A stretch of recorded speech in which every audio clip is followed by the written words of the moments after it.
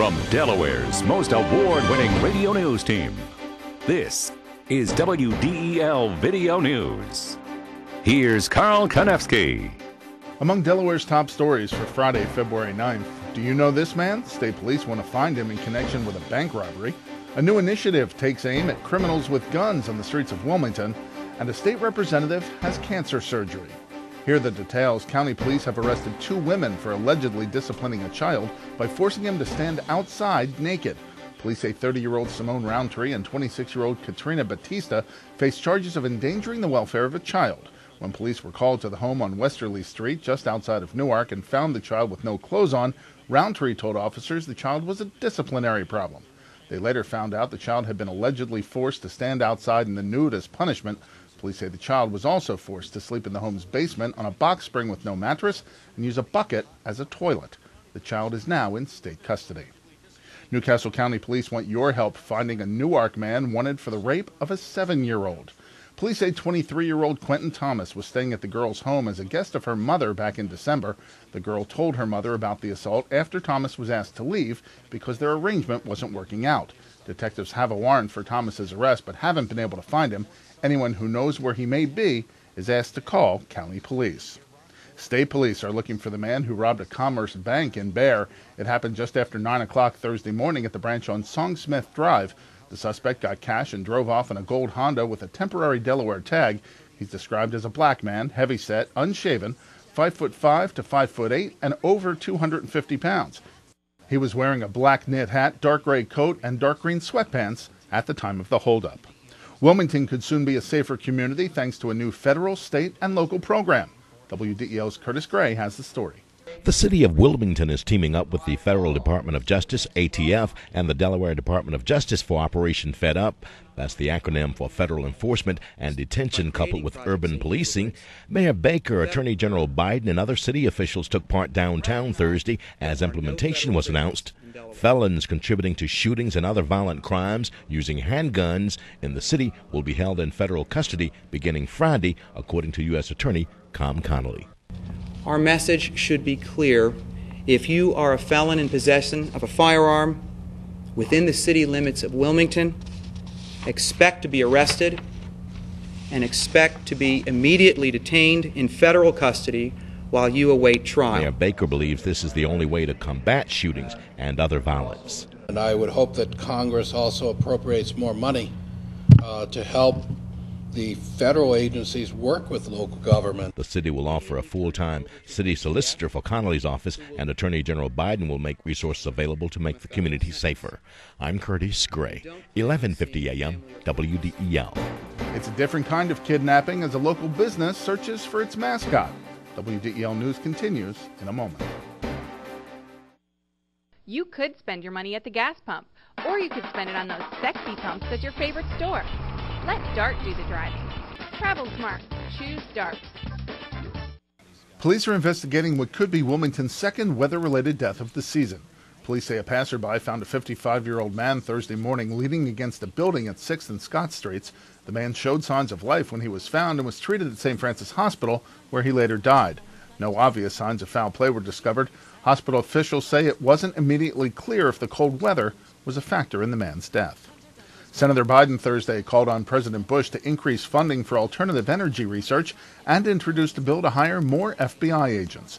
Biden says the president's proposed budget for fiscal year 2008 cuts funding for research into clean technologies and alternative energy by more than $5 million and doesn't call for enough funding for the FBI to allow some agents to concentrate on fighting terrorism while others work on domestic crime cases. In calling for more research on alternative energy, Biden called the president's priorities backwards, claiming Mr. Bush advocates spending less on alternative energy sources and more on fossil fuels. Congressman Castle is co-sponsoring a bill that he says will bring more accountability to campaign commercials. The Republican says the Responsible Campaign Communications Act extends the requirement that candidates include a line at the end of radio and TV commercials saying that they approve of the message to internet audio and video, including email and automated phone calls. The legislation applies to all communications authorized or paid for by candidates or political committees. Doctors expect State Representative John Kowalko to make a full recovery from prostate surgery. Kowalko's office issued a statement saying the Newark Democrat could go home from the hospital this afternoon. Kowalko underwent surgery Wednesday at Johns Hopkins Hospital in Baltimore. The statement quotes Kowalko as saying the good wishes he's gotten from Delawareans have helped speed his recovery, and quotes Kowalko's wife Connie as saying he's doing great. Are Delaware schools taking the right steps to prepare your children to compete on a global scale? WDEL's Curtis Gray has the information. Statistics from Vision 2015 show only 30% of Delaware 8th graders meet national standards in reading and math.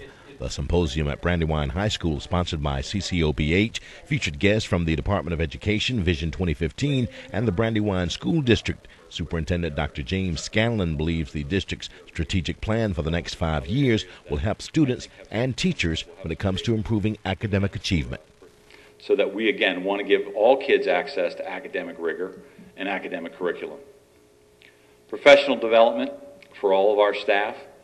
One of the things that we felt with the Strategic Planning Task Force is certainly looking at updating training, professional development for our teachers.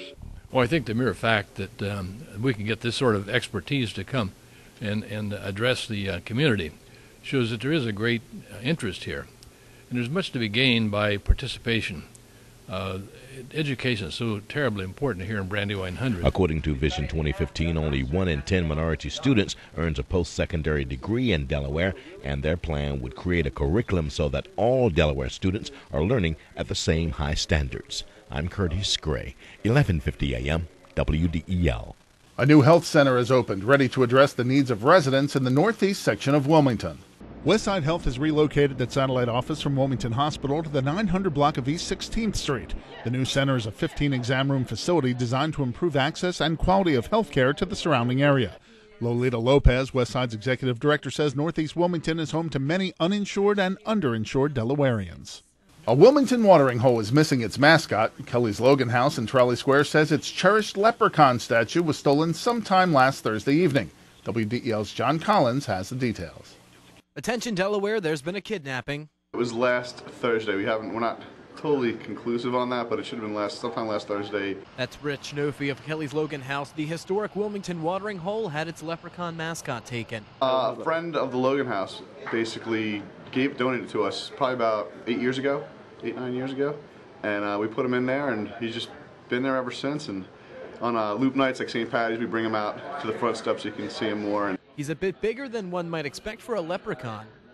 I'd say he's probably about 3 feet tall, 3.5 feet tall, about that big, and probably weighs about 75 pounds. If you know where he is, there might not be a pot of gold waiting for you, but there's no strings attached. If we get the leprechaun back, we will give that person a $200 gift card to the Logan House. And Leprechaun, if you're watching? Well, if he's traveling, I hope he's traveling well, and we want a safe return for him. John Collins, 1150 AM, WDEL.